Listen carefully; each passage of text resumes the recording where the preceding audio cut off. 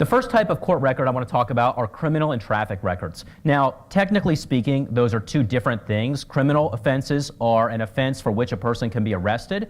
Doesn't necessarily mean a person does go to jail, but any offense for which a person can be arrested is considered to be a crime. Traffic infractions are a little bit different because those are non-criminal offenses. But for our purposes, what we really care about is how do you get access to these cases? And if you're someone who's ever been accused of a crime, or if you have a loved one who has been, or if you've ever been accused of a traffic violation, what information of yours is actually out there for the general public? And depending on your perspective, I have either some very good news for you or some very bad news. The answer is this. Almost everything as it pertains to criminal and traffic records is public information. Almost everything. Yes, you'll see a few exceptions on the board, which I put behind me, and that looks like a long list, but it's really not. 95% of what you'll find in a criminal case is public record. And that's true, by the way, even if a case is dismissed or even if it is resolved in the defendant's favor. So let's say, for example, someone is arrested for a charge of domestic violence. The prosecutor ultimately decides to drop charges. Is that a public record? Absolutely. Absolutely. Is that going to be available on our website? Absolutely. Let's say a person's arrested for DUI. Later on, the person goes to trial, asserting their Sixth Amendment right to have a trial by jury. The jury returns a verdict of not guilty, so the defendant is acquitted. Is that going to be public information?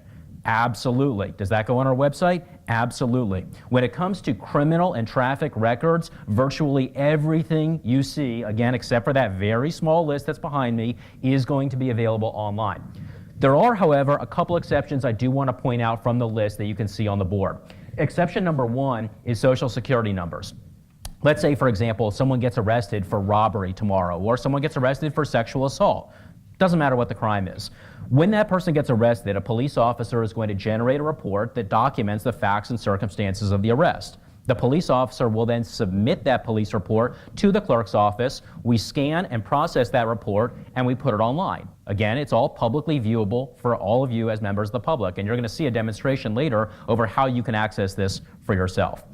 But on that police report, there may be the defendant's Social Security number. Do we release that information? No. You're not going to see a defendant's Social Security number. You're not going to see anyone's Social Security number. You won't see your own Social Security number. All of that stuff actually gets redacted. Why? Because the law tells us to, based on the rules of judicial administration.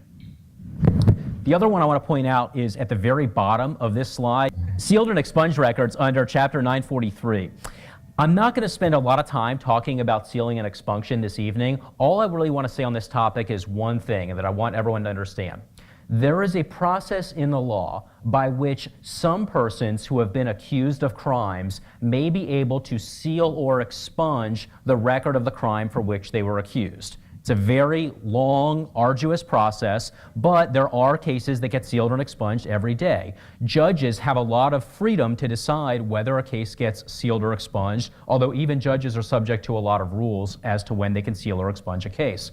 The point that I want to emphasize to everyone this evening is that if a judge does seal or expunge a record, it will not be viewable online. So let's say that John Smith gets arrested for robbery tomorrow. Let's say that John Smith gets arrested for sale and delivery of cocaine tomorrow. Whatever the case might be, then John Smith's charges get dropped or the case gets dismissed, whatever the case might be.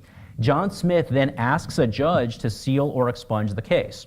If a judge grants that request, we will, in conformity and in compliance with the judge's order, remove that case from any type of online viewing. So you will never know that John Smith was arrested for sale and delivery of cocaine or whatever the charge was. We are required by law to follow court orders, and so if a judge tells us to seal a file, we are required to do it. But I did want to point out that exemption because that's pretty much the only circumstance I can think of in a criminal or traffic case where a judge would seal a record.